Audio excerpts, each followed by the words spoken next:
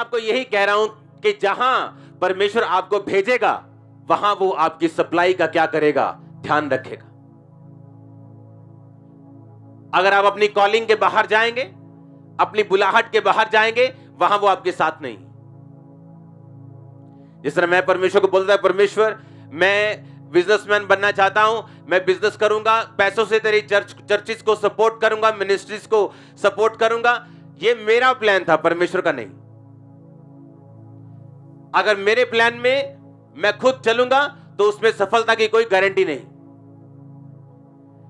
लेकिन परमेश्वर का प्लान कुछ और था और उसी में मैं चला, उसमें सफलता की गारंटी, लॉन्ग लाइफ की गारंटी, आपकी सप्लाईज हेवन करेगा, ये गारंटी।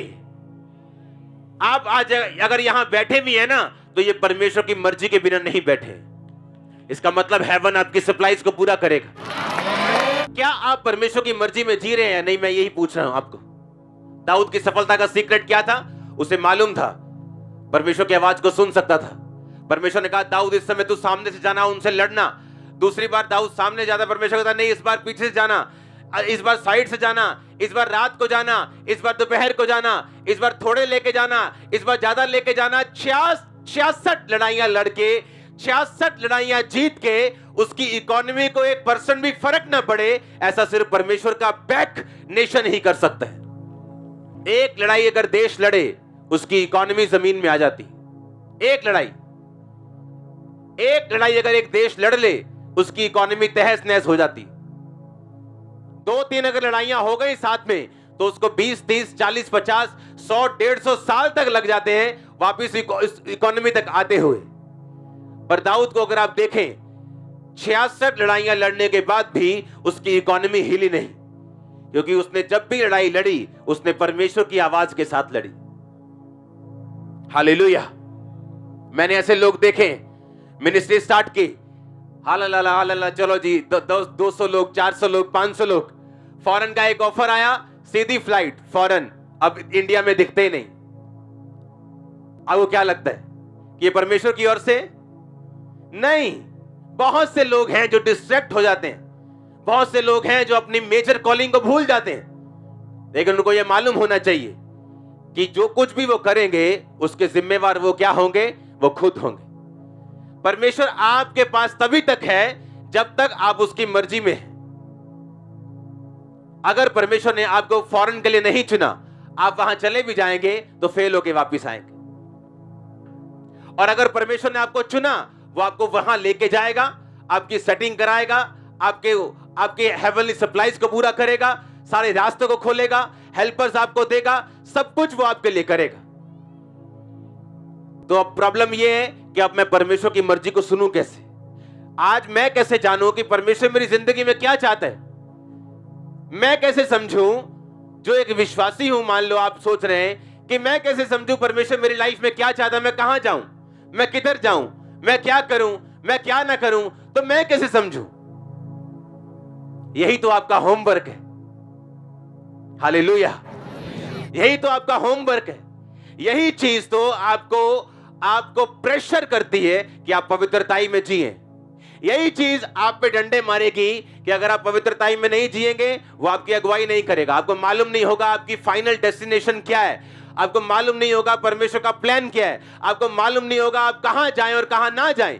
यही चीज आपको पुश करेगी आप रोज प्रार्थना करें, यही चीज आपको पुश करेगी आप रोज बाइबल पढ़ें, यही चीज आपको पुश करेगी आप रोज फास्टिंग करें। इसलिए परमेश्वर ने कहा जब तुम उपवास करो, उसने ये नहीं कहा अगर तुम उपवास करो, उसने ये नहीं कहा अगर जब तुम उपवास करोगे, उसने कहा जब तुम उपवास करो। इसका मतलब उपवास हर बंदे के लिए जरूरी है, एक बंदा भी उसे मिस नहीं कर सकता।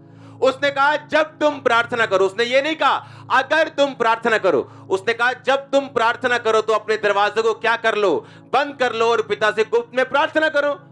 इसका मतलब प्रार्थना आपके लिए जरूरी है, गुप्त वाली प्रार्थना जहां आप अकेले हो अपने परमेश्वर के साथ।